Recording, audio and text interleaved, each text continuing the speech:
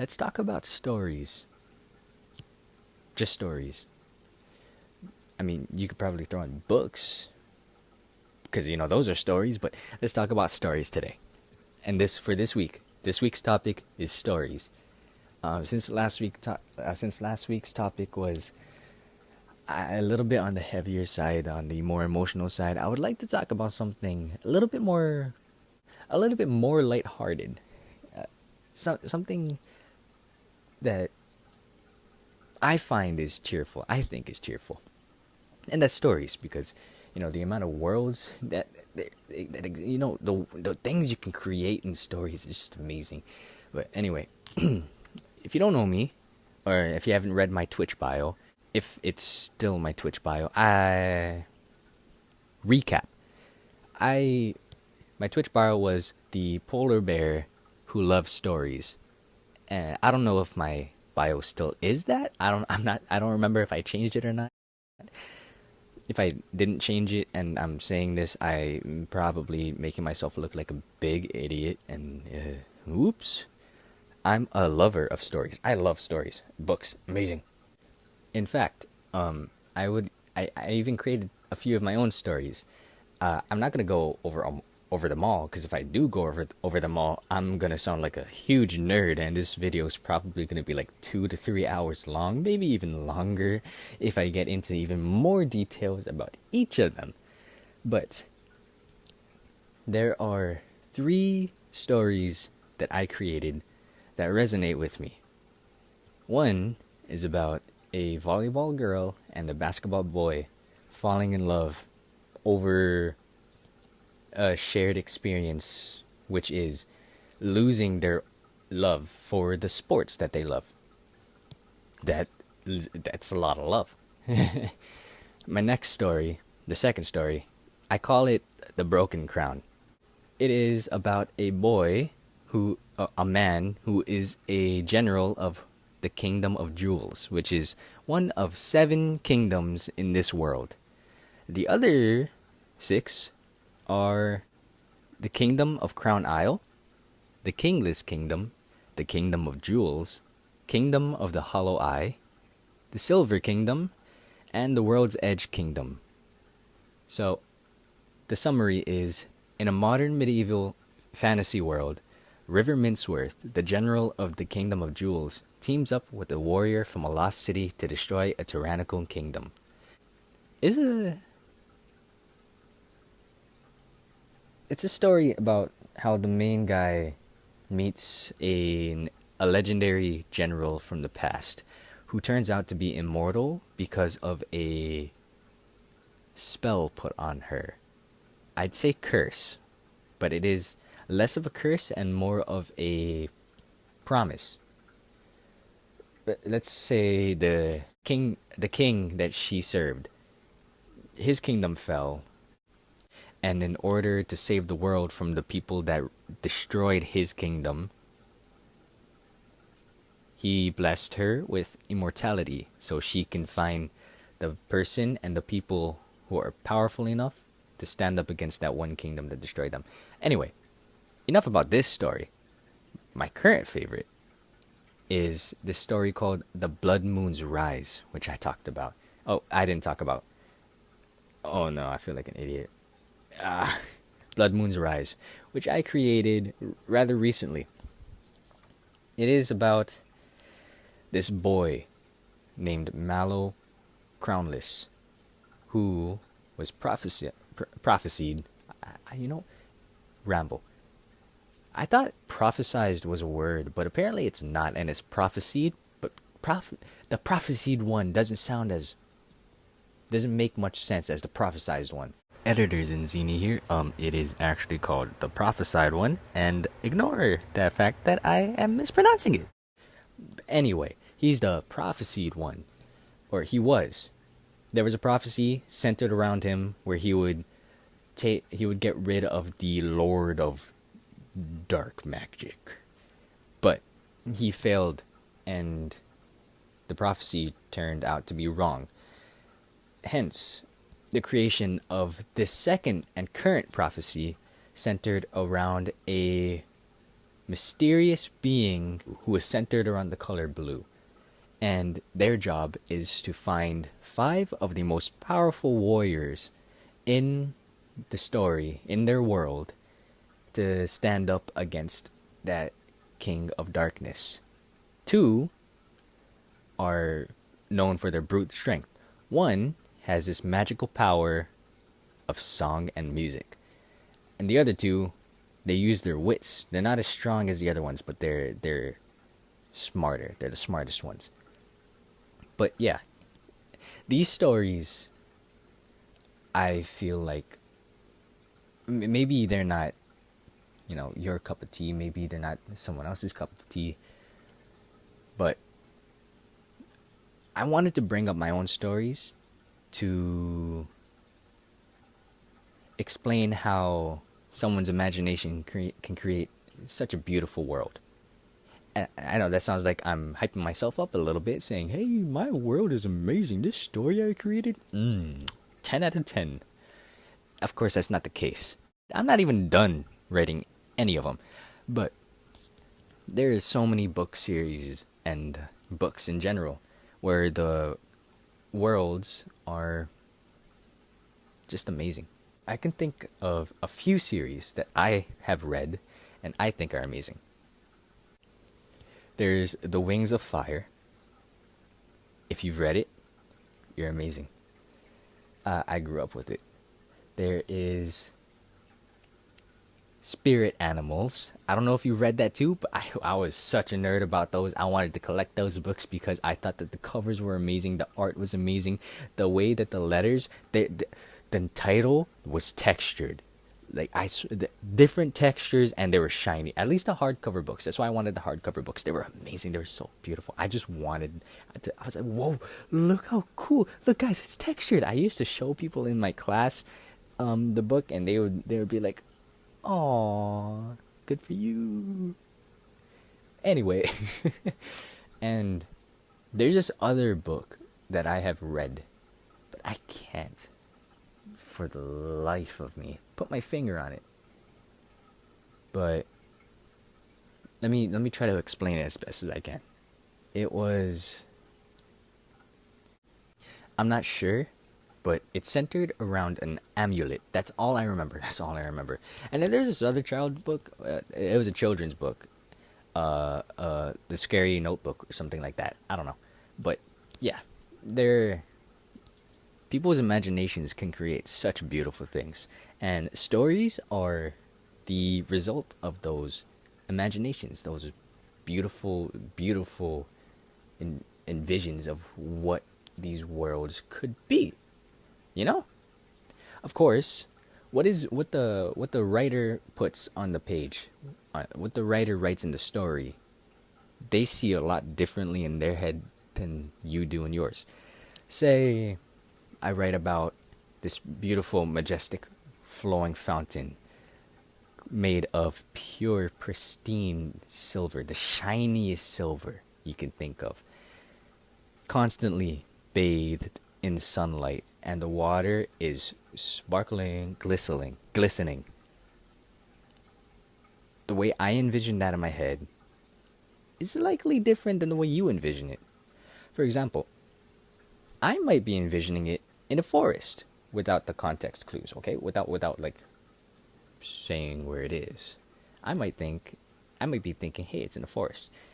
You might be thinking it's probably in the center of a beautiful kingdom. Maybe it's in the center of a rundown kingdom. Who knows? But the way they write it is the way they try to convey it to you. And sometimes that's hard. It's really difficult. For me, at least, if I'm trying to write a scene, if I'm trying to write something that I see in my head, it is oftentimes really difficult to put it in words. It's easier to see than to explain. It's easier to say than to explain. For like, if I see it in my head, I could be like blah blah blah blah blah blah blah blah blah blah blah blah blah, and then you'd be like, oh, maybe you'll understand. But writing it, I guess it could be the same. Yeah, sorry, today is just about me rambling about stories. But hope you enjoy it. Anyway, I'm going to talk more about my story. I want to talk more about. Ooh, speaking of, there is actually a story I wrote a long time ago. This was the very first story I decided to write because I was like, oh, I want to create my own story, man. It is about this boy who lives in a world filled to the brim with all types of monsters. I don't remember what they're called, but they were ranked between 1 to 5, 6 to 10, and 10 to 20. Anything ranked in 10 to 20 is obviously dealt by like the strongest of the strong, the best of the best, the elite of the elite. But anyway, this boy, he makes a ton of friends. Even joins the army to try to fight against the monsters. But I may have gone a little overboard with his main character trauma because I remember this very vividly. I killed his best friend, his older brothers, his mom, his dad, his whole family. His first squadron, his second squadron, a really skilled warrior he meets, his father figure. He and one of his best friends, close friends, get trapped out in sea and help these sea-based monster slayers. He watches them all die. Their whole squad gets wiped out. Their whole army gets wiped out. There's no trace of any of them surviving because their ships shoo into the water. His best friend survives, yeah. Anyway, fast forward. He loses his arm. He loses his eye. He watches the girl he loves nearly die twice. His girl best friend nearly dies 3 times. And on top of that, he is killed fighting the final boss. So, yeah, that is a really dark and tragic story. I think one of my I told one of my friends about it. They said, "Whoa, Xynzini, this sounds like an Attack on Titan story." I was like, "Really? Thanks." But then that made me think, hey, maybe I put too much lore into this. But it was beautiful nonetheless. But I'm speaking as a book nerd, if you wanted to create your own story, well, go for it. In fact, even if it's fan fiction, sure, go write it. I mean, as long as it's not bad. But if you wanted to write your own story, go for it. If you had no idea how to write your own story, it's okay. Just write what you think. Terrible advice. I'm sorry. But just, have you seen Doki Doki Literature Club? I'm not going to talk about it, but a piece of advice that has stuck with me from that game is, and this is still on the topic of not being able to write something that you wanted to write. If you keep your pen on, I don't remember it exactly, so I'm going to try to say something as close as I can get it to sound. Does that make sense? If you're not sure what to write, just write down whatever comes to your mind. Because having something on your paper is better than keeping your pen still and having a big splotch of ink. It's something like that. It was something similar like that. But if you can't think of anything to write, just write what's on your mind. You don't have to make it. It doesn't have to be perfect. It doesn't have to be good. You just have to have something. And once you have something down, you can always go back and tidy it up later. Don't stress about it. Writing a story, writing anything, for the most part, is fun. It's supposed to be fun. Especially if you're creating a story for yourself. It's supposed to be fun. If you're not having fun writing, will you have fun rereading it? If you ever reread it? So, if you're someone that wanted to write a story and you can't think of what to write, or like you can't figure out what to put on your paper, just put what is on your mind. That is close to the advice from Doki Doki Literature Club, and it will be my main piece of advice for you today. But moving on, again,